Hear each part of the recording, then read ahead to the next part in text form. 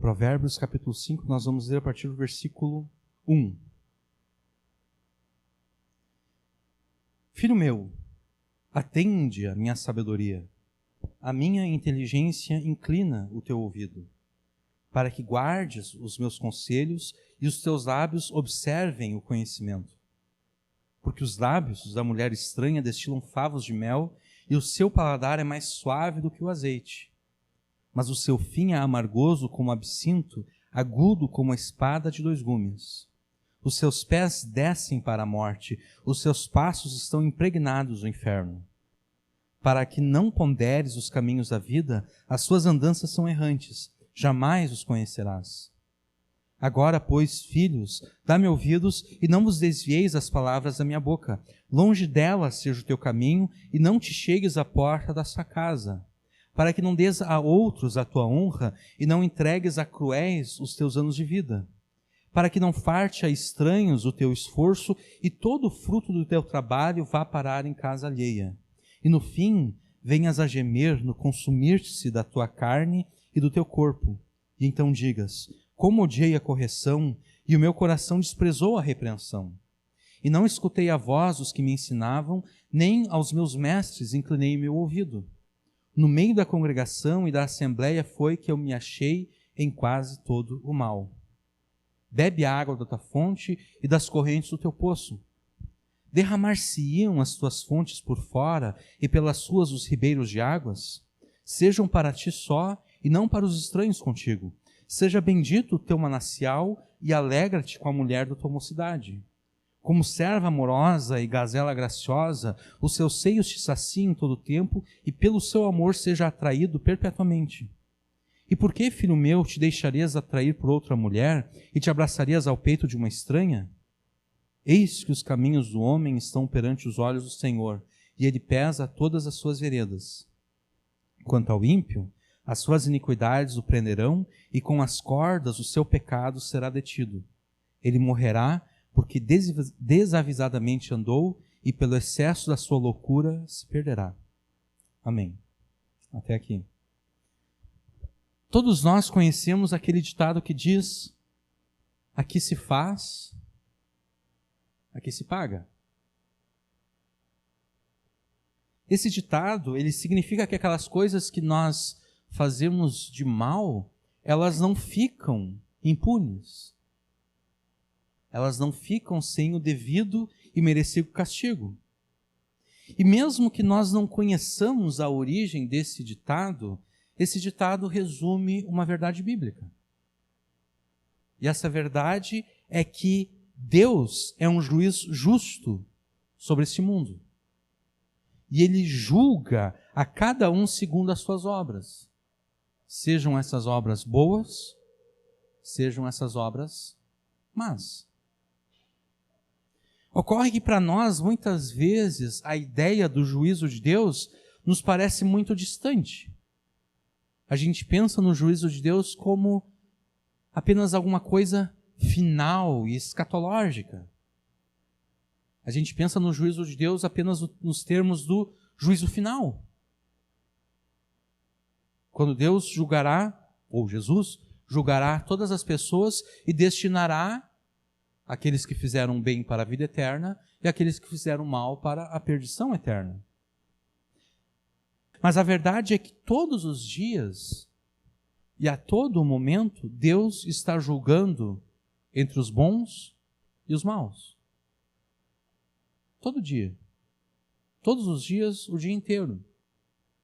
Deus está julgando entre os bons e os maus, entre os justos e os injustos. E as sentenças que Deus pronuncia sobre os justos e injustos, elas são executadas a todo momento, no desenrolar da história de cada pessoa, no desenrolar da história de cada um de nós.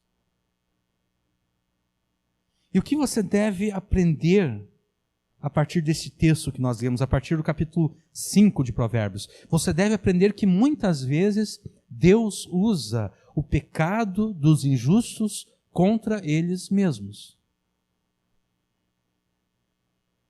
E é dessa forma que Deus faz justiça na terra. Ele usa o pecado dos injustos contra eles mesmos. Esse texto, ele lida com o engano e o perigo do pecado sexual. Mas ele se aplica a toda uma gama de pecados que são semelhantes. Porque o que é o pecado sexual se não tomar para si aquilo que não nos pertence?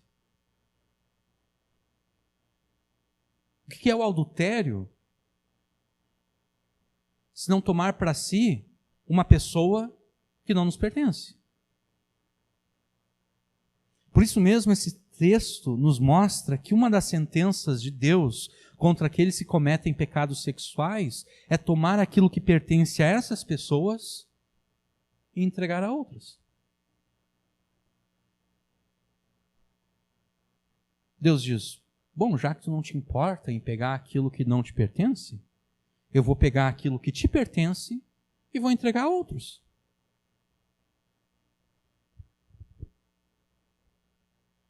Não tome para ti o que não te pertence, para que Deus não tome o que é teu e dê aos outros. É com essa verdade bíblica do juízo de Deus que o Espírito Santo quer te admoestar, quer me admoestar nessa noite, a jamais cometermos pecado sexual algum, a jamais tomarmos para nós quem não nos pertence. Não tome para ti o que não te pertence, para que Deus não tome o que é teu e dê aos outros. E nós vamos ver essa verdade bíblica em 3 partes, em 3 pontos. Nos versículos 1 até o 6, nós veremos que não devemos tomar para nós aquilo que não nos pertence. Mais precisamente, nós não devemos tomar para nós uma pessoa que não nos pertence. Nos versículos 7 até o 20, nós veremos que se tomarmos para nós uma pessoa que não nos pertence, aquelas coisas que efetivamente são nossas, elas serão tiradas de nós. E nos versículos 21 a 23 nós veremos que tudo isso não acontece por karma, tudo isso não acontece por causa da lei do retorno, tudo isso não acontece por causa do destino ou por causa do acaso. Tudo isso acontece porque Deus julga a todas as pessoas.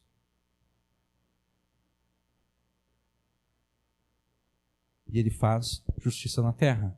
Então, mais uma vez, o que o Espírito Santo quer te ensinar nessa noite através de Provérbios 5? Ele quer te ensinar o seguinte: não tome para ti o que não te pertence, para que Deus não tome o que é teu e dê aos outros. No versículo 1 nós temos mais uma vez o pai sábio e temente a Deus insistindo para que o seu filho ouça e preste uma atenção absoluta à sua sabedoria e ao seu conselho inteligente. Filho meu, atende à minha sabedoria, a minha inteligência inclina o teu ouvido.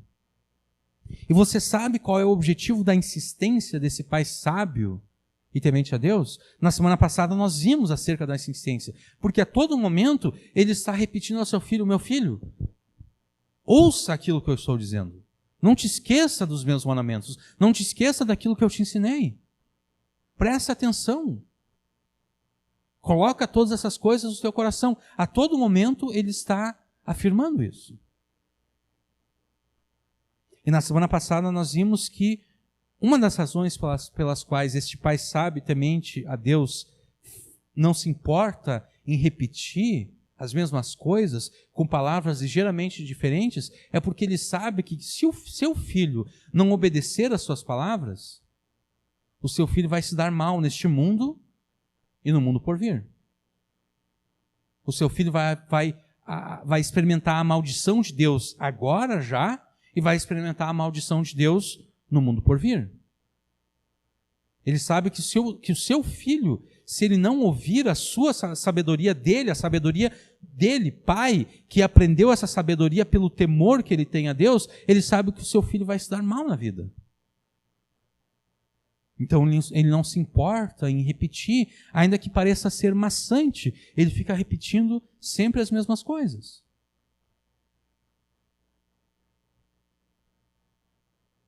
E o versículo 2 nos dá uma outra razão pela qual esse pai sábio e inteligente não se importa em sempre repetir as mesmas coisas. Versículo 2 diz: para que guardes os meus conselhos e os teus lábios observem o conhecimento.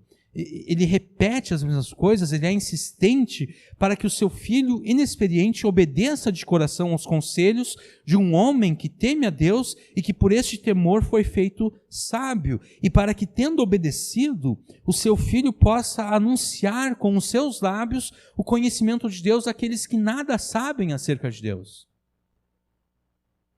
Para que guardes os meus conselhos e os teus lábios observem o conhecimento. Para que este filho aqui tenha a capacidade de falar do conhecimento de Deus às pessoas que não conhecem a Deus. E é de vital importância que o filho esteja atento à sabedoria do seu pai temente a Deus. Mas você sabe o porquê disso? Você sabe por que é de vital importância que este filho jovem e inexperiente esteja atento à sabedoria do seu pai, sábio e temente a Deus? Versículo 3 nos diz: porque os lábios da mulher estranha destilam favos de mel, e o seu paladar é mais suave do que o azeite. É de vital importância que este filho jovem e inexperiente esteja atento à sabedoria do seu pai, sábio e temente a Deus. A razão é porque a agência publicitária do pecado sexual é fenomenal em mostrar este pecado como sendo a maior fonte de prazer que existe neste mundo ou em qualquer outro mundo.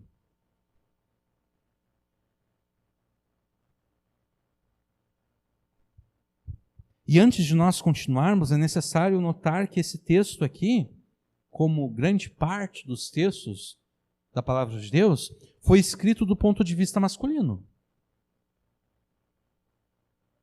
Por isso que a fonte de tentação aqui é a mulher estranha. Mas isso não quer dizer que o que está sendo dito aqui não se aplique às mulheres. Porque muito bem poderia estar escrito: porque os lábios do homem estranho destilam favos de mel, e o seu paladar é mais suave do que o azeite. Então, tudo o que está aqui é aplicável tanto a homens quanto a mulheres igualmente. Então a gente não pode usar esse ponto de vista masculino do texto aqui para tentar justificar o pecado sexual feminino, como eu vi essa semana no YouTube. Eu vi uma pregação, o pastor estava pregando acerca da homossexualidade, e ele estava pregando em textos lá em Coríntios e em 2 Timóteo, acerca da homossexualidade. E a palavra em grego que Paulo usa em Coríntios e em 2 Timóteo se refere a homens que se relacionam com outros homens. E daí sempre quando eu vejo um vídeo no YouTube, eu gosto de ver os comentários para ver o que as pessoas estão falando. E daí um camarada, não sei se é um cara ou se é uma mulher, não sei, o cara disse: bom, se a palavra diz respeito a homens que são homossexuais, se a palavra grega diz respeito a homens que praticam isso, então obviamente Deus não tem nenhum problema com as mulheres que são homossexuais.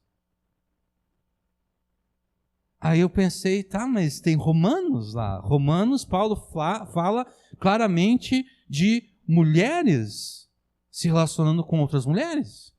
Mas ainda que Paulo não tivesse dito isso em Romanos, o fato de um texto bíblico ser escrito de um ponto de vista masculino não significa então que o pecado feminino não é pecado. Então a gente não pode usar o fato de que Provérbios aqui foi escrito do ponto de vista masculino para tentar justificar então o pecado da mulher.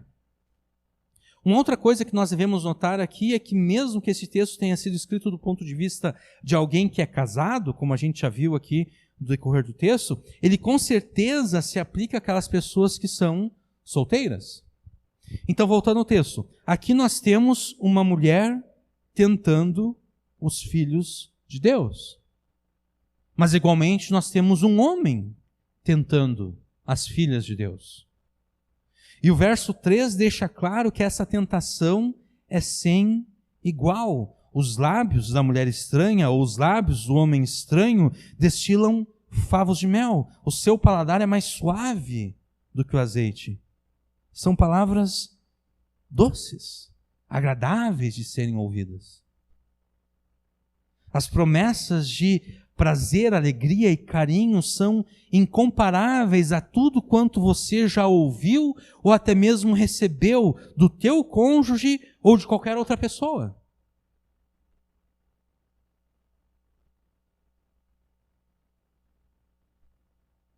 Por isso que um conselho sábio e bíblico, que deveria ser seguido por homens e mulheres casados, é o seguinte: jamais trate mal o seu cônjuge. Jamais despreze o teu cônjuge. Jamais rejeite os sentimentos e as necessidades do teu cônjuge. Por quê? Bom, em primeiro lugar, porque isso seria falta de amor, né? Mas em segundo lugar, porque sempre vai surgir um homem que não vai rejeitar a tua mulher. Sempre vai surgir uma mulher que não vai rejeitar o teu marido. Sempre vai surgir um homem que vai ser todo atencioso aos sentimentos e aos desejos da tua mulher. E sempre vai surgir uma mulher que será toda atenciosa aos sentimentos e desejos do teu marido. E se você tivesse dado ao teu cônjuge toda a atenção, todo o carinho, todo o amor que ele necessitava, a tentação que agora se apresenta diante dele seria mais facilmente vencida.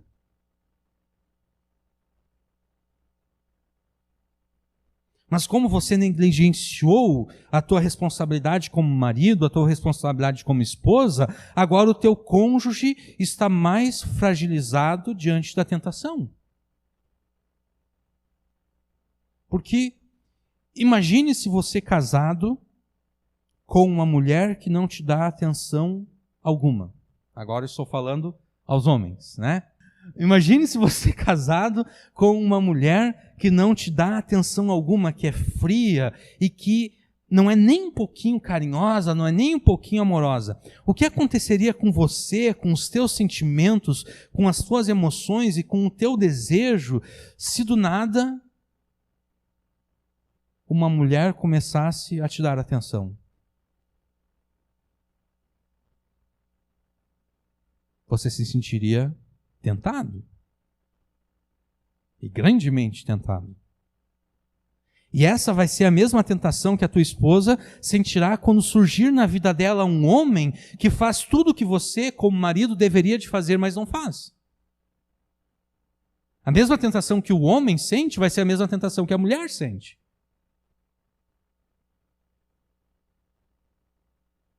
Isso quer dizer, então, que quando um homem e uma mulher se sentem desprezados pelo seu cônjuge, eles estão, então, justificados o seu pecado caso cometam adultério ou prostituição? Quer dizer que esse sentimento de rejeição, eu fui rejeitado, eu não sou bem tratado, eu sou desprezado, quer dizer que isso, então, justifica o meu pecado de adultério? Não, longe disso. Não existe nenhuma justificativa para pecado algum, e isso inclui todos os tipos de pecados sexuais. Não existe justificativa. Mesmo que você se sinta desprezado, abandonado pelo seu cônjuge, você não terá nenhuma desculpa justa que amenize o peso do pecado ou o peso do adultério. Mesmo que você, que é solteiro, se sente sozinho e solitário, você não terá nenhuma desculpa justa que justifique o pecado sexual de nenhuma natureza. E aqui nós podemos incluir como pecado sexual a pornografia e a masturbação também, porque ambos envolvem o desejo de tomar alguém que não nos pertence. Né? Porque quando alguém vai se masturbar, ela não se masturba pensando em carros ou em motos, né? Talvez alguns até se masturbem pensando em animais, mas essas pessoas têm sérios problemas psicológicos e espirituais. Mas normalmente quando alguém se masturba, ela se masturba pensando em alguém. E é óbvio que se nós considerarmos as consequências das ações em si, o pecado sexual que é consumado fisicamente, seja a fornicação, seja o adultério, seja a prostituição, é mais grave do que o pecado que foi cometido apenas na mente, né? A cobiça. Seja por meio da pornografia, seja a masturbação. Mas, por outro lado, a pornografia e a masturbação revelam um desejo de uma relação consumada, não apenas na mente, mas fisicamente. Que só não é levada a cabo ou por falta de oportunidade ou por falta de coragem. Ou a pessoa não tem oportunidade de fazer aquilo que ela fantasia, ou ela não tem coragem de fazer aquilo que ela fantasia. Mas ela tem o desejo. E o problema é que sempre vai chegar um momento em que a oportunidade não vai faltar. Sempre vai chegar um momento em que a coragem não vai faltar. A oportunidade vai chegar e a coragem vai chegar e então o pecado será consumado fisicamente. Por isso é que Jesus trata a cobiça sexual, que pode ser por meio da pornografia ou masturbação, simplesmente com uma fantasia na mente, que sempre envolve algum tipo de fantasia sexual. Então, é por isso que Jesus trata a cobiça sexual como sendo equivalente ao pecado sexual consumado fisicamente. Jesus diz, todo homem, e a gente pode dizer, toda mulher que olhar para uma outra pessoa, todo homem que olhar para uma mulher com um olhar impuro, no seu coração já cometeu adultério. Toda mulher que olhar para um homem com coração impuro, no seu coração ela já cometeu adultério. Por quê? Porque apenas falta a oportunidade e a coragem para fazer. Se ela tivesse a oportunidade e a coragem para fazer, ela cometeria o pecado. Por isso que Jesus trata a cobiça como sendo equivalente ao pecado consumado. Jesus também trata o ódio como sendo equivalente ao assassinato.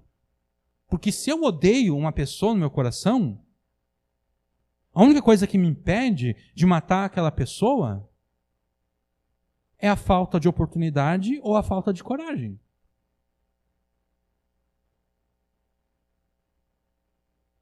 Se eu soubesse que eu poderia sair impune daquele assassinato, que eu não seria prejudicado em nada, eu mataria aquela pessoa que eu odeio. O ódio no coração é equivalente ao assassinato, porque para o ódio se transformar em assassinato só falta coragem e oportunidade. A cobiça no coração é equivalente ao pecado consumado fisicamente, porque a diferença entre a cobiça e o pecado consumado fisicamente é a oportunidade e a coragem. E Jesus faz isso, Jesus faz essas equivalências, porque a lei de Deus faz o mesmo. Um dos mandamentos proíbe toda a gama de pecados sexuais. Quando está escrito lá, não adulterarás, a palavra original no hebraico não diz respeito apenas ao adultério, diz respeito a todo tipo de pecado sexual, inclusive o pecado da homossexualidade.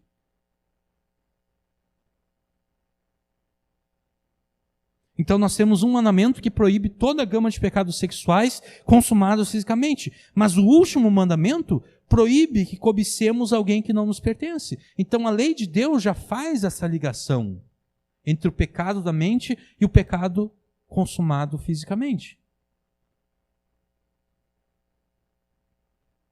Voltando ao que nós estávamos falando antes, não existe justificativa para o pecado sexual.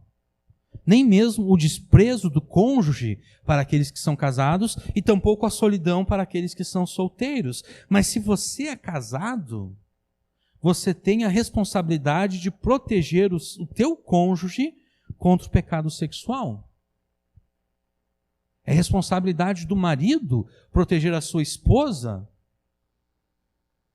do pecado sexual. É responsabilidade da esposa proteger o seu marido do pecado sexual. É por isso que lá em 1 Coríntios 7, Paulo afirma que se um casal entende que para buscar a Deus, através de jejum, através de oração, seria interessante que eles cessassem de ter relações? Paulo diz, mas isso não deve ser por muito tempo, isso deve ser por consentimento mútuo. Porque se não for por consentimento mútuo, se os dois não concordarem, aquele que não concordou será tentado, será mais facilmente tentado. E mesmo que ocorra a concordância, se for por um período de tempo muito grande, os dois começarão a ser tentados.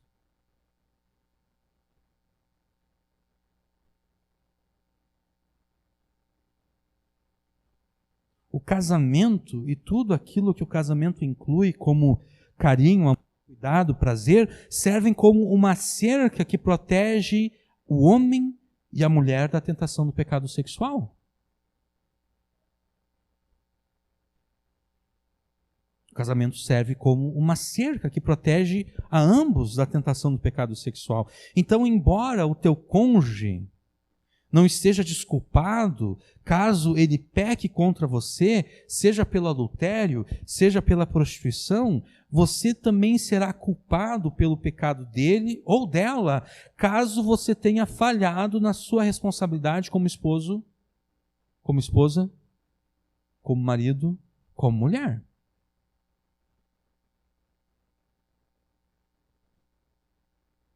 O pecado é do outro, sim.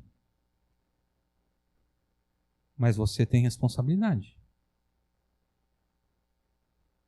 Porque você não protegeu teu esposo, você não protegeu a tua esposa contra a tentação do pecado sexual. E Deus vai considerar isso. Deus vai dizer, sim, aquele lá pecou, mas esse aqui é culpado. Também.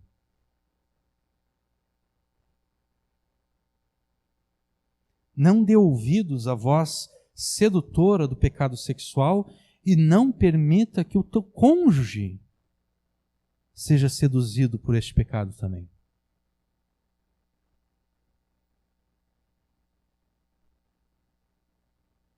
E por que isso?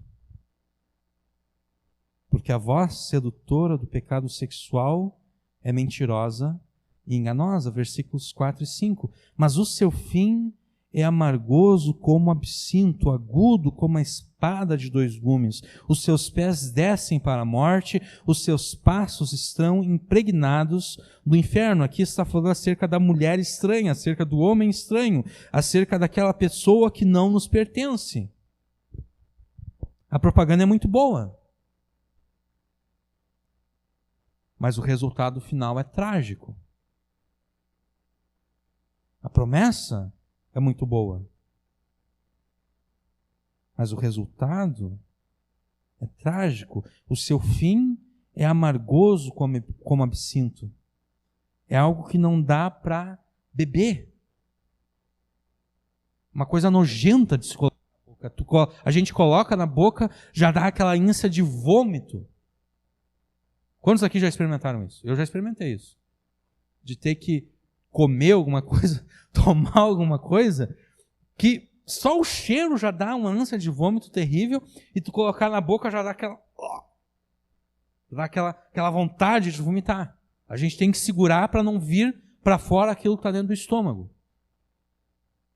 Algo ruim.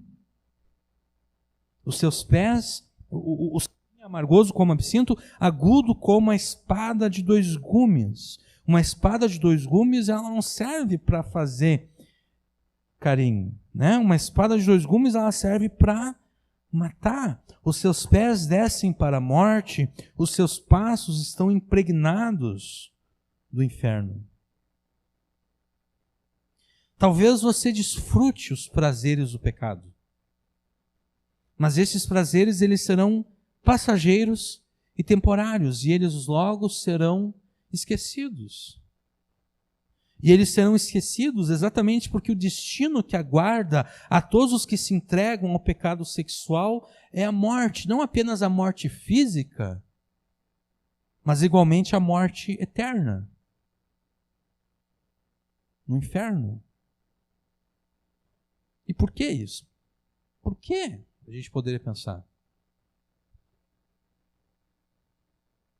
Por que os adúlteros vão para o inferno? Por que aqueles que se prostituem vão para o inferno? Por que aqueles que fornicam vão para o inferno? Por que aqueles que cometem qualquer tipo de pecado sexual vão para o inferno? Porque Deus criou o sexo para ser desfrutado dentro do casamento e não fora dele. E quando nós usamos de forma errada aquilo que Deus nos deu, nós estamos repetindo o pecado de Adão.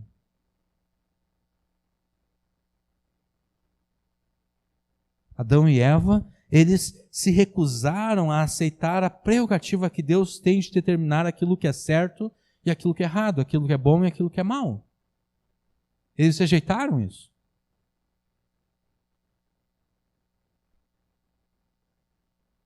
E quando nós nos rebelamos contra Deus, como Adão e Eva, nós nos aliamos ao diabo. De modo que o nosso destino será o mesmo destino do diabo.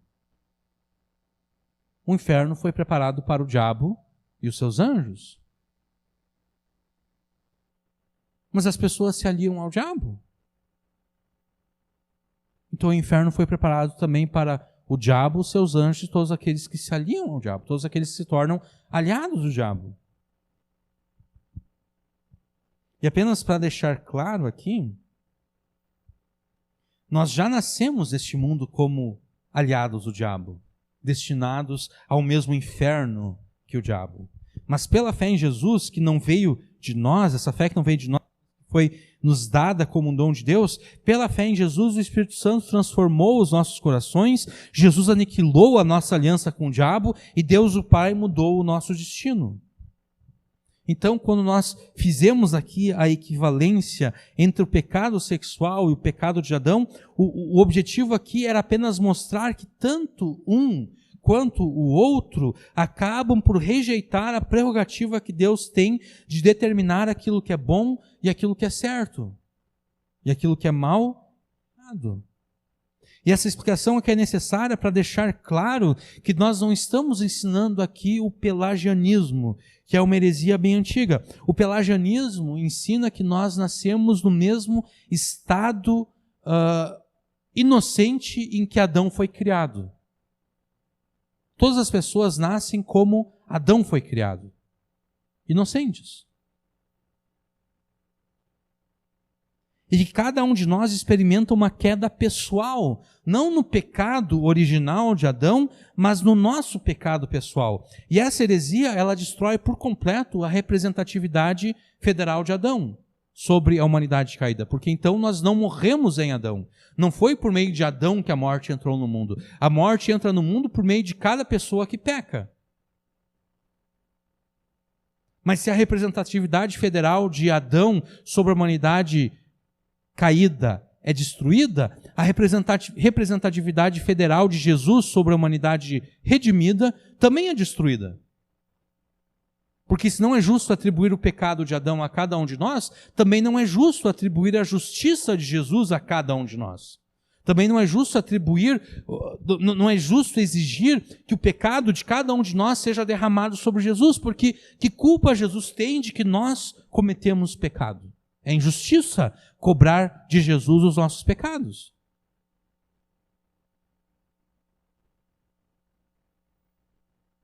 E quando a representatividade federal de Jesus é destruída, o evangelho também é destruído. Porque se Jesus não é o cabeça federal da humanidade redimida, da igreja, então a vida perfeita de Jesus na sua obediência ao Pai foi inútil. Não nos tem validade nenhuma. Nós não ganhamos nada do fato de que Jesus obedeceu a Deus com perfeição. E também nós não ganhamos nada da sua morte na cruz. A obediência de Jesus ao Pai foi inútil e a sua morte na cruz foi desnecessária. E daí o velho ditado torna-se verdadeiro. Salve-se quem puder, Ou talvez, melhor, salve-se quem quiser. Porque se tudo aquilo que Jesus fez foi inútil e desnecessário, então a salvação é pelas obras e não pela fé naquele que só fez coisas inúteis e desnecessárias. E como ninguém é capaz de sequer começar a obedecer a lei de Deus, muito menos obedecê-la com perfeição, o pelagianismo torna impossível a salvação de qualquer pecador. Então eu fiz essa longa explicação apenas para deixar claro que a equivalência que eu quis fazer entre o pecado sexual e o pecado de Adão é apenas para mostrar que em ambos os pecados as pessoas estão rejeitando o direito que Deus tem de determinar aquilo que é bom e correto e aquilo que é mal e errado. Voltando ao assunto, então. O pecado sexual conduz não apenas à morte física, mas também à morte eterna no inferno. Porque esta gama de pecados, os pecados sexuais, de toda sorte, eles destroem a beleza da criação de Deus. Porque Deus criou o sexo para que o marido e mulher, dando prazer um ao outro, estejam cada vez mais unidos. Em amor, carinho, cuidado, respeito e tudo mais o que o casamento inclui. Mas o pecado sexual, ele destrói o sexo, como Deus o criou, para transformá-lo numa ferramenta de autossatisfação, em que não se leva em consideração os sentimentos e as necessidades da outra pessoa. Tudo o que importa é que eu me sinta bem. Tudo o que importa é que eu tenha prazer. Eu não me importo com os sentimentos da outra pessoa, eu não me importo com as necessidades da outra pessoa.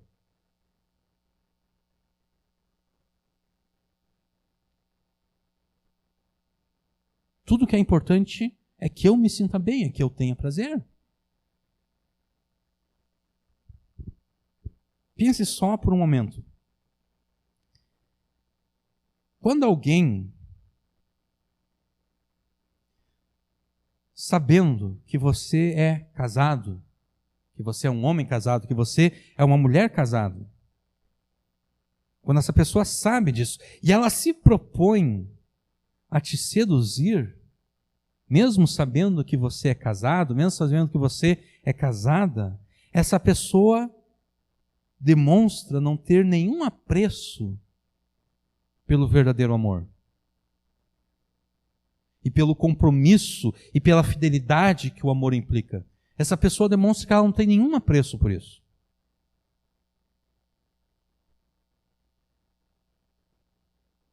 Quem tenta te seduzir sabendo que você é um homem casado, sabendo que você é uma mulher casada, essa pessoa ela não te ama, apesar das suas palavras, apesar das palavras que ela diz para você.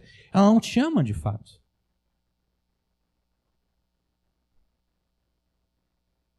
Porque ela não tem respeito pelo amor quando está diante do amor. Ela não percebe que aquele homem ama a sua mulher, ela não percebe que aquela mulher ama o seu marido. Ela não tem nenhum apreço pelo amor e pelo compromisso e pela fidelidade que o amor exige. Essa pessoa que tenta te seduzir, essa pessoa ela não te ama. Ela apenas quer te usar para o seu próprio prazer.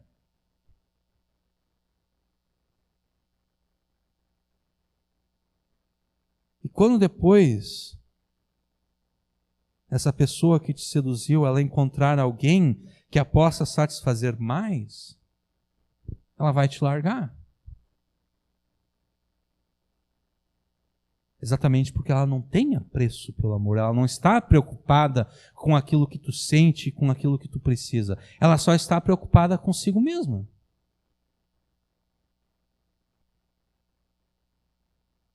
Ela não está em busca do verdadeiro amor que se mostra na fidelidade ou no compromisso. Essa pessoa está em busca apenas da autossatisfação. E é dessa forma que o pecado sexual destrói o sexo como Deus o criou. Mas como esse universo é um universo de Deus, mesmo que as pessoas tentem desassociar o sexo do amor, o sexo da fidelidade, o sexo do compromisso, Mesmo que as pessoas tentem fazer isso, elas não conseguem. E é por isso mesmo que a médio e longo prazo, uma vida de promiscuidade só alcança 4 coisas: mães solteiras e filhos que não conhecem ou não têm contato com seus pais, doenças sexualmente transmissíveis, corações arrasados e sentimentos destruídos e crimes passionais.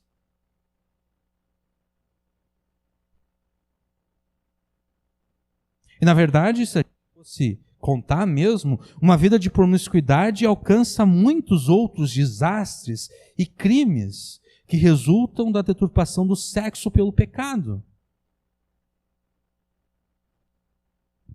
Mas se a gente fosse ver toda essa lista, nós ficaríamos depressivos e revoltados com tudo aquilo que acontece.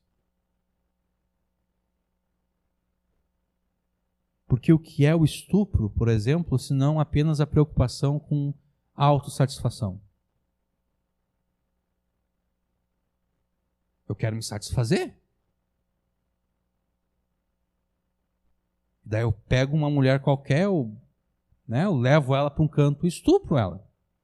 Porque eu quero me satisfazer. A pedofilia é a mesma coisa.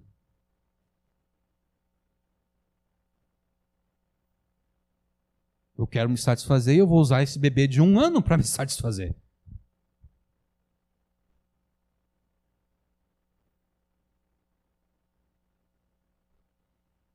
Nós consideramos até aqui apenas aqueles que são casados, mas o pecado também destrói o sexo para os solteiros.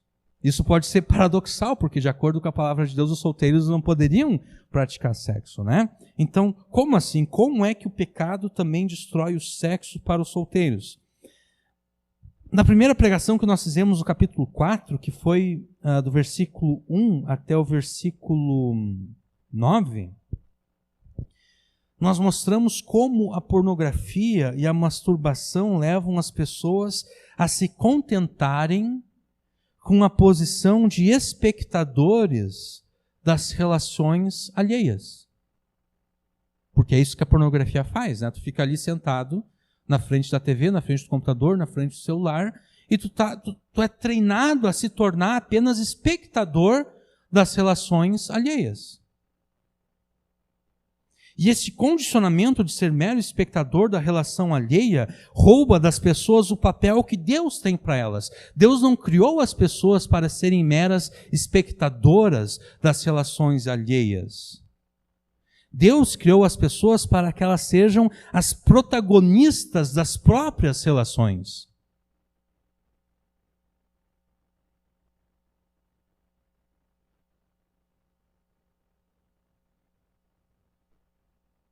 O problema é que a pessoa vai estar tão condicionada a ser um espectador, e aqui a gente está falando mais a respeito dos homens, não porque as mulheres não aceitam, não assistam pornografia. Na verdade, tem pesquisas que mostram que muitas vezes as mulheres são mais viciadas em pornografia do que os homens, mas aqui nós estamos nos referindo mais aos homens. Esse condicionamento, a pessoa fica tão condicionada a ser espectador que quando chega a hora dela ser protagonista, nada funciona e nada dá certo.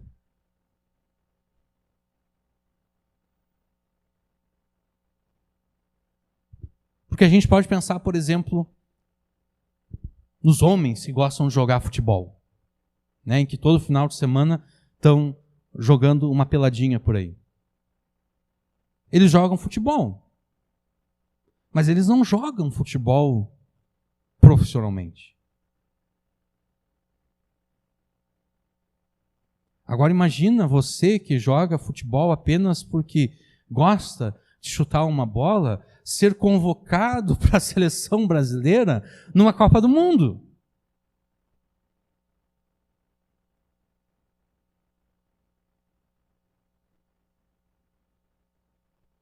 Ou imagine uma outra cena.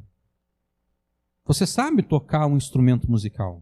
Você sabe tocar teclado, você sabe tocar violão, você sabe tocar qualquer outro instrumento musical. Mas você não tem a pretensão de ser um artista. Você só toca porque gosta de tocar. Agora, de repente, você vai ser chamado para se apresentar na frente de milhares de pessoas.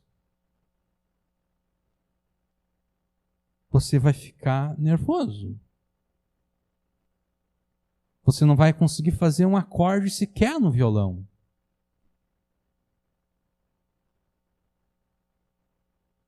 É isso que a pornografia faz. A pessoa está condicionada a ser espectador. E quando chega a hora dela ser protagonista, não há como. Porque a mente dela foi condicionada a ser um espectador apenas.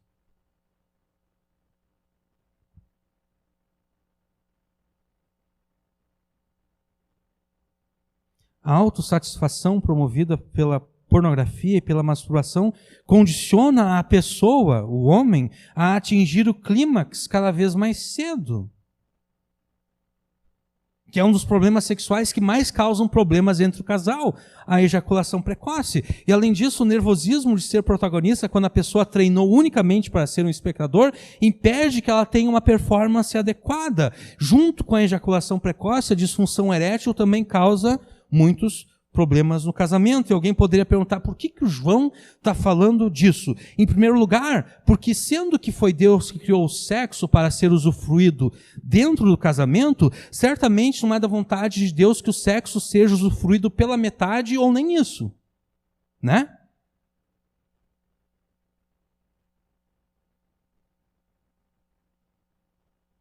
Se Deus criou o sexo para ser usufruído dentro do casamento, não é na vontade de Deus que o sexo seja usufruído pela metade, ou nem isso. Em segundo lugar, existem casais crentes, filhos de Deus, que sofrem anos e anos sem ter coragem de procurar ajuda, exatamente porque este é um assunto tabu e é um assunto constrangedor, inclusive. Em terceiro lugar, para mostrar que Deus não criou a humanidade para ser espectadora do sexo alheio. Deus criou a humanidade para ser protagonista do sexo, usufruído em toda a sua extensão dentro do casamento. Então não é Deus que destrói o sexo.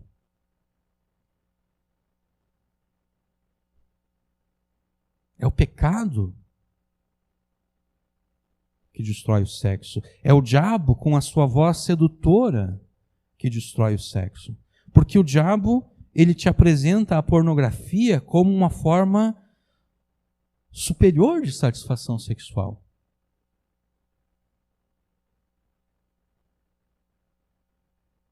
E o diabo mostra então que o Filho de Deus, ele não tem tanta liberdade assim, porque afinal de contas, ele não pode usufruir daquele prazer sexual. Né? O Filho de Deus não pode estar assistindo pornografia. E o diabo aponta para o Filho de Deus e diz, viu, olha só, Deus estraga o sexo. Está lá os incrédulos, todo mundo aproveitando, e tu não pode aproveitar isso.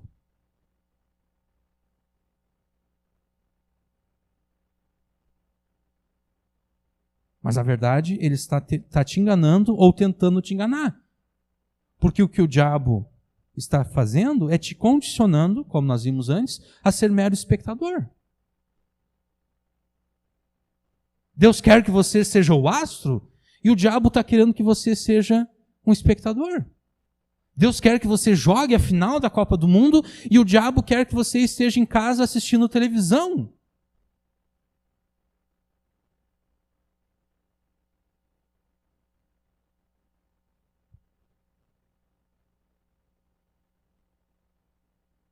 O diabo está te condicionando para ser um espectador das relações alheias, para que você jamais chegue a ser aquilo que Deus quer que você seja, que é ser um protagonista das próprias relações. E tudo o que foi dito até agora pode levar as pessoas a pensar que a pornografia, a masturbação, seja um problema apenas para os homens, então. E não para as mulheres. Mas você que é mulher, pense o seguinte, como você se sentiria ao saber que o teu marido tem fantasia sexual com outras mulheres? É um tema pesado, mas a gente tem que tratar disso, né? Como você se sentiria se soubesse que o teu marido tem fantasias sexuais com outras mulheres? Você se sentiria rejeitada, ultrajada e traída, virtualmente traída. Né? Porque quer dizer, eu não satisfaço o meu marido. Meu marido não fica satisfeito comigo. Rejeitada, ultrajada e traída.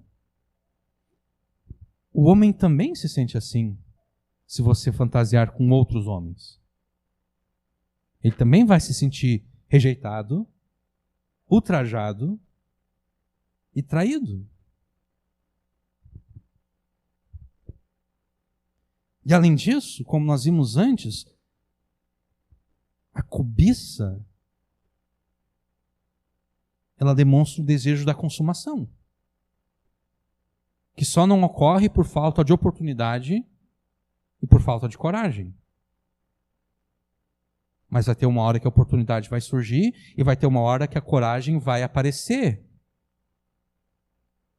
E daí, se a pessoa passa dias e meses e anos nutrindo aquela fantasia, vai ter um momento que aquela fantasia vai se tornar realidade.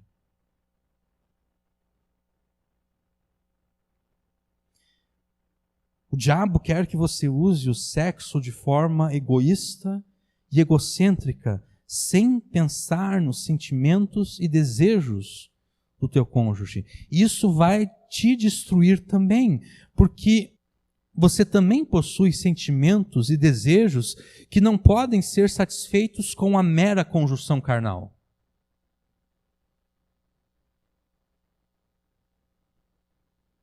O diabo, então, cumpre o seu desejo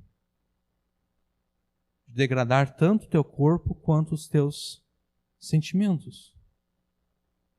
Enquanto Deus deseja que a humanidade usufrua do sexo em toda a sua extensão, dentro dos limites do casamento, o diabo alarga esses limites, mas ele diminui a satisfação. O que é melhor? Ter algo que pode ser usufruído em toda a sua extensão dentro de um determinado limite, mas que vai promover o maior nível de prazer e contentamento que alguém poderia experimentar nesse mundo, ou então ter esses limites alargados e dizer que ninguém é de ninguém, e dizer que vale tudo, mas ao mesmo tempo o nível de prazer decair.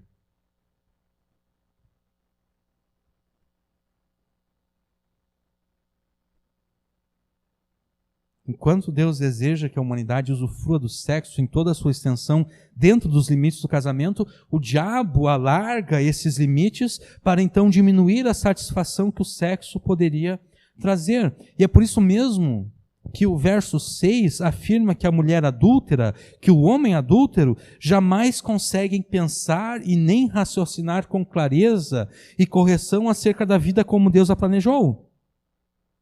Para que não ponderes os caminhos da vida, as suas andanças são errantes, jamais os conhecerás, jamais conhecerás os caminhos da vida, jamais vai conhecer a vida como Deus a planejou.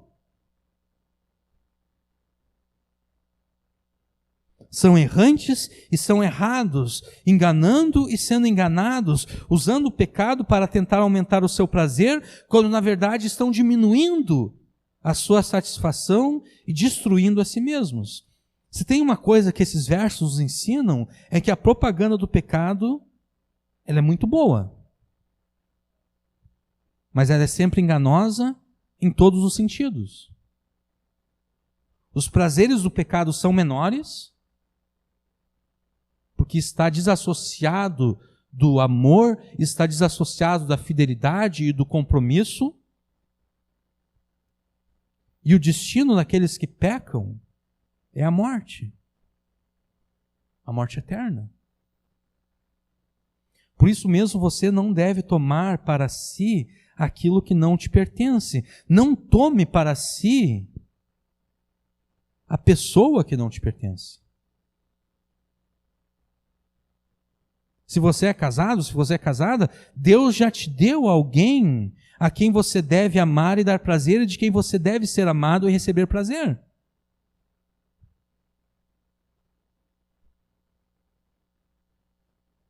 E se você é solteiro, se você é solteira, espere em Deus, porque a pessoa que Deus tem para você é muito melhor do que aquela que agora tenta te seduzir.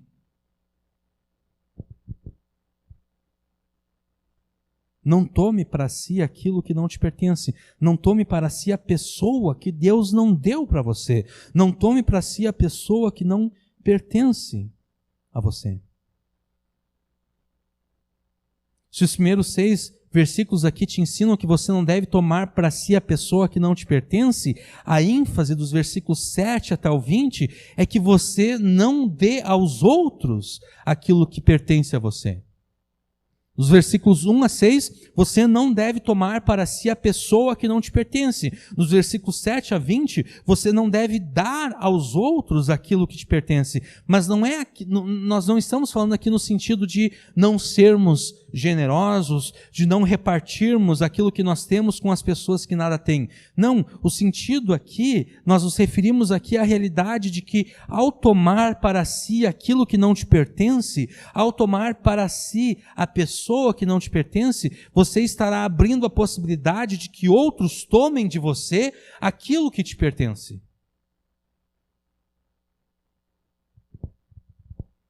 Se você não respeita a propriedade dos outros, por que alguém respeitaria a tua propriedade?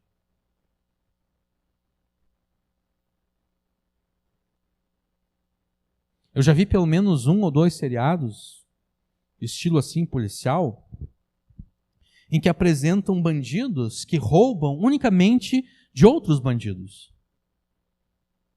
Porque a melhor pessoa para ser roubada são os bandidos, porque para quem elas vão reclamar? Um bandido não pode entrar na delegacia de polícia e dizer, olha, me roubaram. Roubaram o meu carregamento de armas, roubaram o meu carregamento de drogas.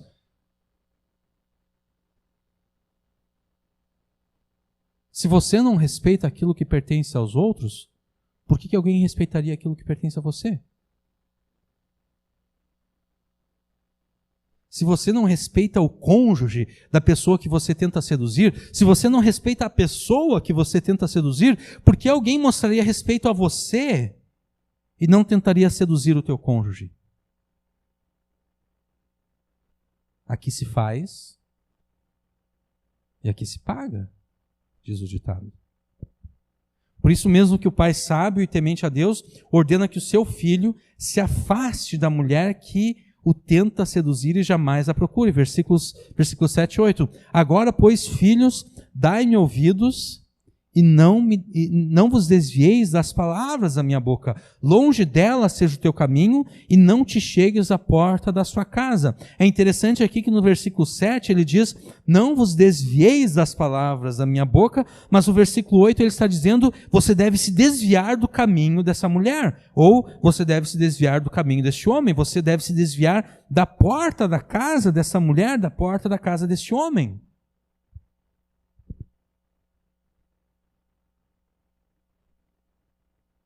Os filhos e as filhas de Deus devem se afastar de todos aqueles que ficam se insinuando para eles na tentativa de seduzi-los.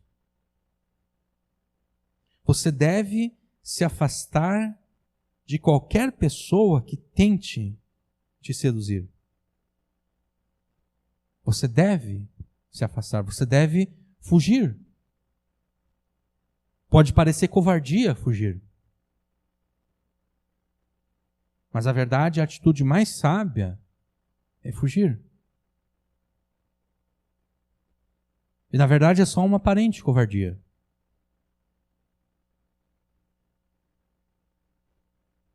É só uma aparente covardia, porque a pessoa dirão dela que ela não se ela não se garante, ela não confia em si mesma. E, na verdade, é um bom procedimento não confiar em si mesmo. Sim. Esses dias eu estava ouvindo uma pregação e daí o pastor estava falando acerca... Não sei se ele estava falando acerca do filho dele ou ele estava falando de alguém que falou a ele acerca do filho não, né? E daí o pai tinha aconselhado o seu filho a não ir em determinado lugar. E daí alguém disse, mas tu não confias no teu filho? Aí o cara respondeu, não, eu não confio no pai dele. Ou seja, eu não confio em mim mesmo. Por que eu confiaria no meu filho? Eu sei que se eu estivesse em determinadas circunstâncias eu pecaria. Por que eu acho que seria diferente com o meu filho?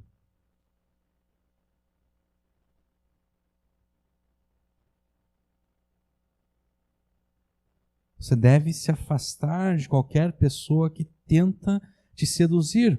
Porque se você não se afastar do sedutor, se você não se afastar da sedutora, você já estará demonstrando que está gostando daquilo.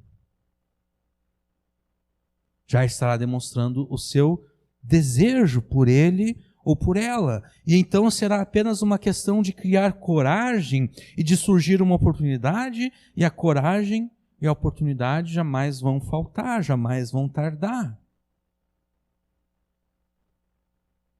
E daí o que vai acontecer é que você entregará a essa pessoa que te seduziu, você entregará a ela o teu corpo, que não pertence a ela, e você entregará a ela os teus sentimentos. E junto com o teu corpo, os seus sentimentos, você entregará tudo aquilo que pertence a ti.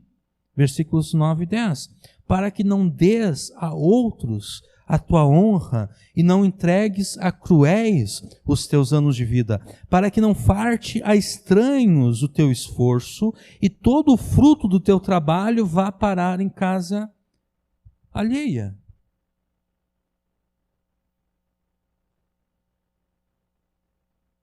Quando você se entrega ao sedutor, quando você se entrega à sedutora, você está entregando teu corpo, os teus sentimentos e tudo aquilo que pertence a você. E você está dando liberdade para que qualquer pessoa venha e tome, e tire, e roube de você tudo aquilo que pertence a você. E quando você tentar buscar a justiça de Deus, quando você for orar a Deus, dizendo, Senhor Deus, por que isso está acontecendo comigo? Por que as pessoas estão tirando aquilo que me pertence? O que o Espírito Santo vai trazer à tua mente?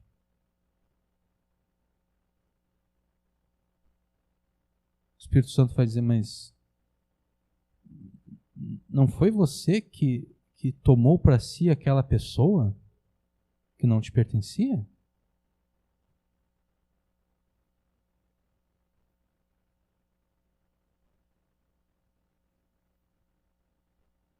Se você pode tomar para si alguém que não te pertence, por que as outras pessoas não podem tomar para si aquilo que te pertence?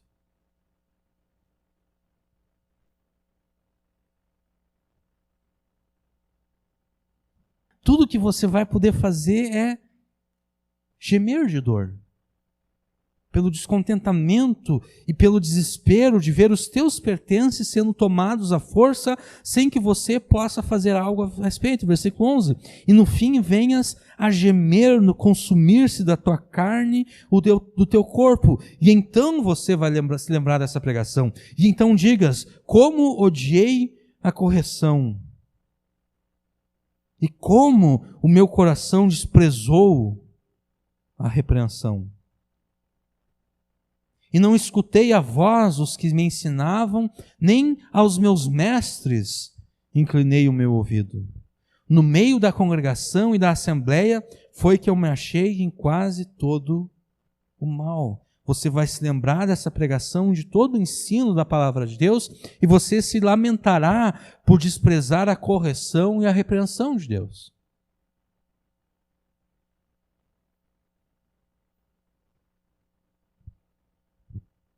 Se você desprezar a sabedoria de Deus e a sua lei e ceder diante do pecado sexual, tomando para si alguém que não te pertence, tudo isso vai acontecer com você.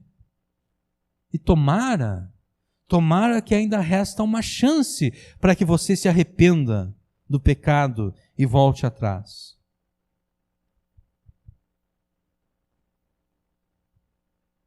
Mas você pode evitar toda essa dor, você pode evitar todo esse sofrimento. Basta que você aprenda a se contentar com aquilo que Deus te deu. Versículo 15. Bebe água da tua fonte e das correntes do teu poço. Não fica tentando pegar água do vizinho. Não fica invejando o poço do vizinho. Não fica invejando o riacho que corre pelo terreno do vizinho. Aproveita aquilo que você tem. Aproveita aquilo que Deus te deu. Se contente com aquilo que Deus te deu.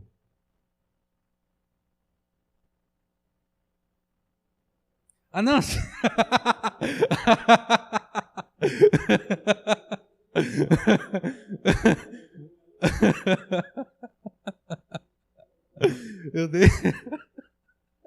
Eu nem pensei nisso. Obviamente aqui é uma linguagem figurada, né? Quando diz aqui, bebe a água da tua fonte, das correntes do teu poço, é uma linguagem para dizer o seguinte: te contenta com aquilo que Deus te deu, te contenta com aquilo que tu tem. Né? É isso? Para que buscar perder tudo o que você tem? Porque olha só o versículo 16. Derramar-se-iam as tuas fontes por fora e pelas ruas os ribeiros de águas. Quer dizer, você tem aquilo que Deus te deu. E você pode usar aquilo, você pode e deve usar e se contentar com aquilo que Deus te deu. Só que o problema é que quando a gente não se contenta com aquilo que Deus nos deu, aquilo que Deus nos deu vai vazar para outros. O poço que Deus nos deu, o riacho que Deus nos deu, todas aquelas coisas que Deus nos deu, que nós deveríamos de nos alegrar nelas, todas essas coisas vai vazar, vai ir para outras pessoas. Derramar-se-iam as tuas fontes por fora e pelas tuas ruas os ribeiros de água.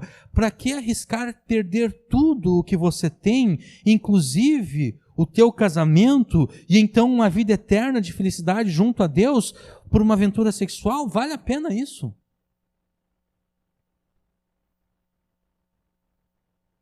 Vale a pena arriscar tudo aquilo que Deus te deu e tudo aquilo que Deus te prometeu por uma aventura sexual? Vale a pena você perder tudo?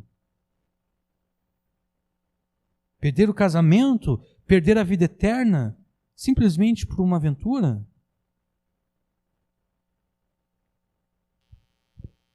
Versículo 17. Sejam para ti só e não para os estranhos contigo. Que aquilo que Deus te deu seja para ti só. E aqui de novo, nós não estamos falando acerca de não sermos generosos. Obviamente que nós devemos ser generosos, nós devemos ajudar as pessoas nas suas necessidades. Mas aqui o sentido é o seguinte: não te porte de uma forma em que as pessoas que roubam você estejam fazendo justiça.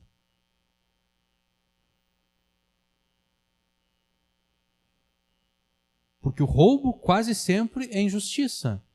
Mas quando é dito aqui dos bens serem tomados, de perder tudo, o roubo que ocasiona isso é um roubo justo. Porque é um roubo que está vindo como castigo de Deus. Que se alguém roubar alguma coisa de você, que esse roubo seja uma injustiça. Que se alguém roubar o teu carro, que se alguém tomar a tua casa, que se alguém tomar tudo aquilo que você tem, que isso seja uma injustiça diante de Deus. Que isso não seja Deus fazendo justiça contra você.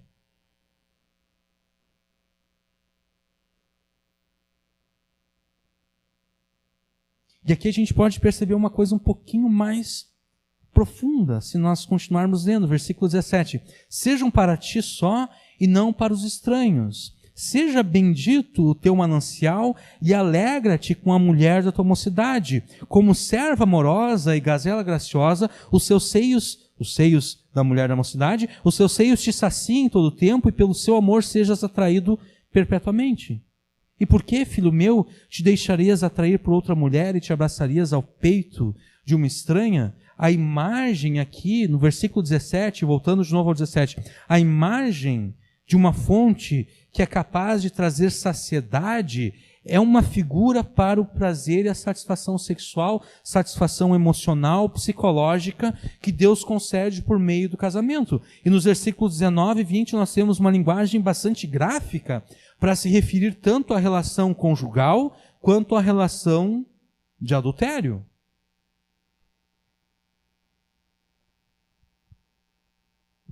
E, voltando ao versículo 17 de novo, nós percebemos que quando alguém pretende tomar para si alguém que não lhe pertence, essa pessoa está abrindo mão do seu cônjuge.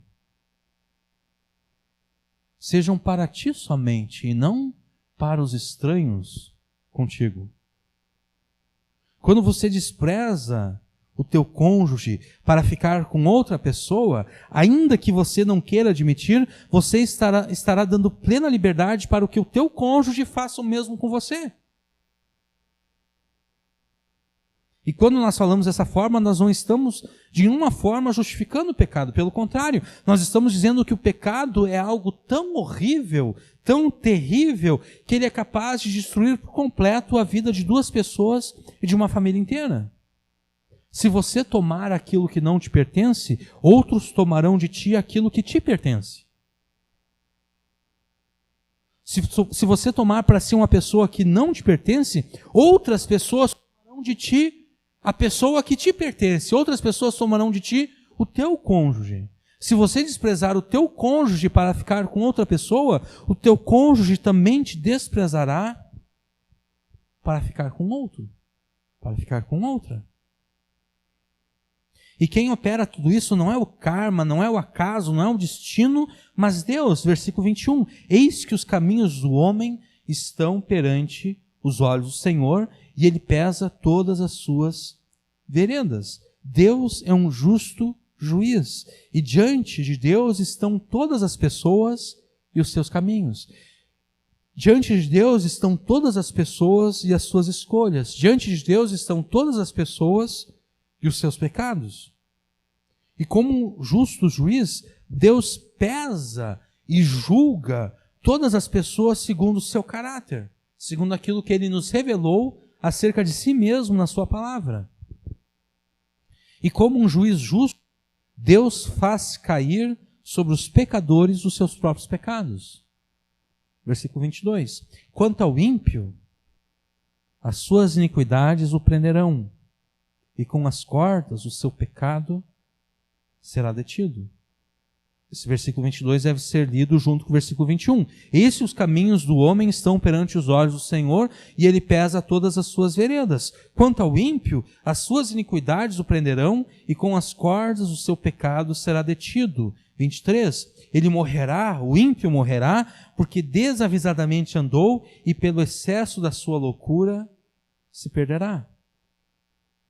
Deus, como um justo juiz, faz recair sobre os pecadores os seus próprios pecados. Sobre aqueles que tomam o que não lhes pertence, Deus faz com que o mesmo mal que eles fizeram recaia sobre eles.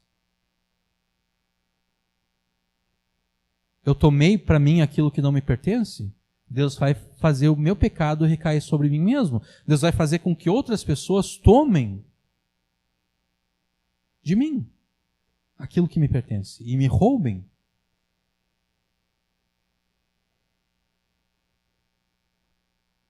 Deus vai providenciar que o mesmo ocorra com aqueles que tomam para si alguém que não lhes pertence.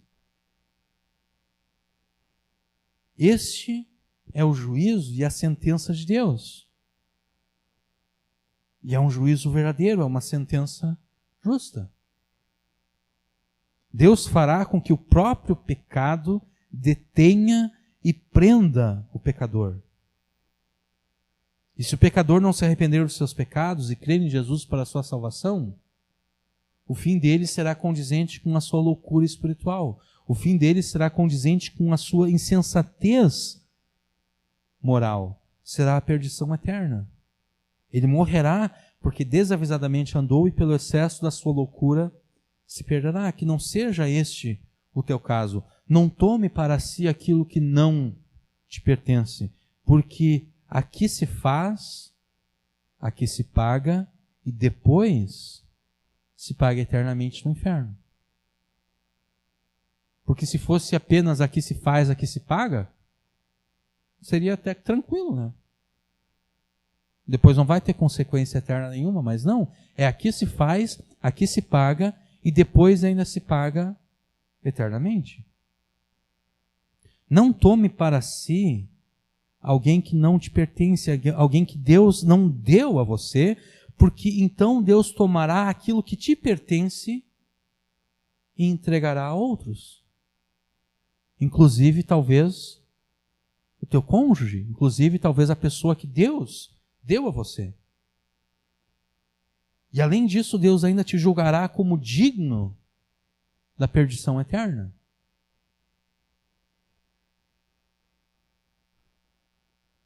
Se contente com aquilo que Deus te deu. Fique feliz com aquilo que Deus te deu. Fique feliz por Deus ter te dado uma mulher. Fique feliz por Deus ter te dado um marido. Que o teu cônjuge seja a pessoa que mais te dá alegria, prazer, carinho e amor. Se alegre com a pessoa que Deus te deu e você vai ver que é possível ter um casamento feliz, cheio de amor, carinho e prazer. Porque a maioria dos casamentos não é assim. A maioria dos casamentos não são casamentos felizes, de fato. A maioria dos casamentos não são casamentos que são cheios de amor, carinho e prazer, de fato. E a maioria dos casamentos não é assim, exatamente porque o marido e a esposa não se alegram com a pessoa que Deus lhes deu.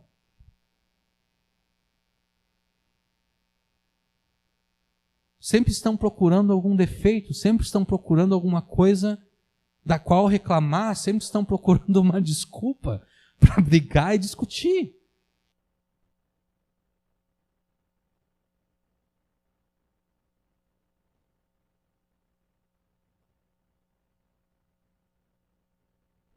Mas se você se alegrar pelo cônjuge que Deus te deu, o teu cônjuge também se alegrará por você ter sido dado a ele. E daí as brigas vão diminuir, as discussões vão diminuir, os desentendimentos vão cessar.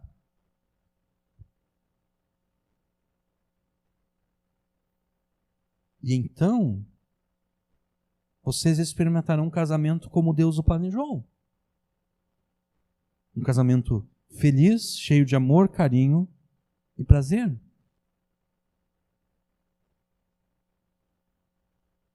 Se você é solteiro, se você é solteira,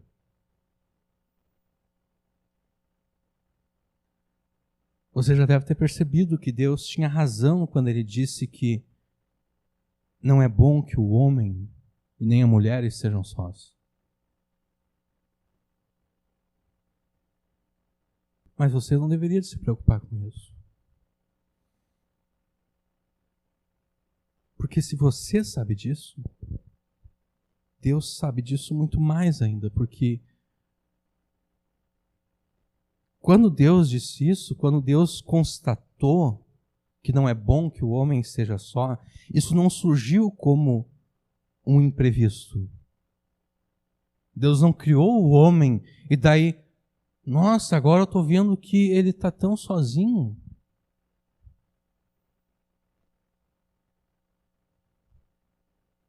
Essa constatação, ela surgiu como um planejamento da parte de Deus. Porque Deus criou o homem e a mulher diferentes um do outro para que ambos se completassem tanto do ponto de vista físico, como também do ponto de vista emocional, psicológico e até espiritual. Porque às vezes a gente não pensa nisso, né? A completude espiritual que o casamento traz. Porque Deus coloca a mulher como uma ajudadora idônea. Como alguém que aconselha o seu marido. Isso funciona a nível espiritual. A vida espiritual do homem é enriquecida pelo conselho da sua esposa.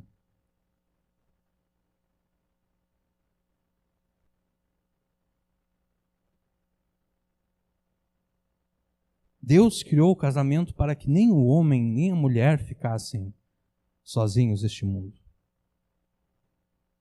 Então não cobice no seu coração a mulher ou o homem que Deus não te deu. Não tome para si a pessoa que Deus não te deu. Porque no tempo certo, Deus vai apresentar ela a você. Fuja de todo pecado sexual, porque o prazer que o pecado sexual produz é inferior ao prazer que Deus tem para você.